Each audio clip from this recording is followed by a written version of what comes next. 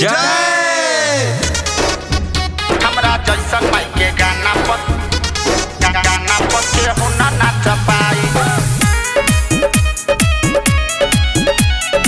Music by Ayush Babu. हमरा जैसन माई के गाना पर के होना नाच पाई। के होना नाच पाई। दूरा पे मूर्ति रखा गइल बाटे, पंडित जी बैठल बारे कब से आके। लंदन अमेरिका ले होता पूजाई हो, यूपी बिहार नंबर 1 पर जाई हो।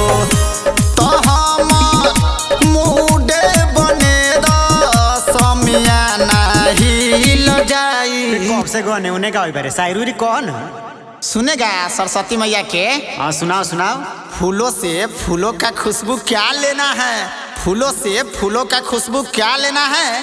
अगर आए हो मैया के पंडाल में तो कमर हिला देना है। हमरा जैसन माई के गाना पे कमर के हिलाई, हमरा जैसन माई के गाना पे के हुना नाच पाई।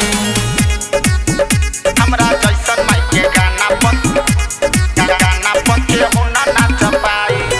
SCP Recording Studio, Bhinhara Bazaar. हमरा जैसन माई के गाना पर के होना नाच पाई।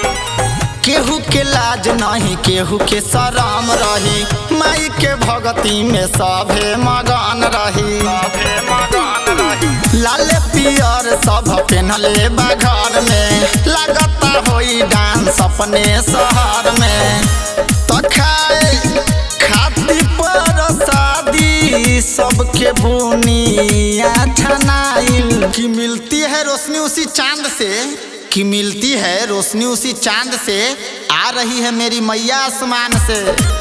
हमरा जैसन माई के गाना पे कमर के हिलाई, हमरा जैसन माई के गाना पे के हुना नाच पाई।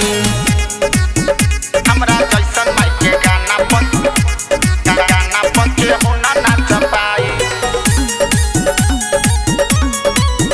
हमरा जैसन माई के गाना पर के होना नाच पाई। सबके हुबा के पूजा में बाझल, राहुल रोमांटिक प्रसादी लेके भागल। शादी लेके भागो। राहुल रोमांटिक प्रसादी लेके भागल, लेवेला हिस्सा अभिनव हो लागल।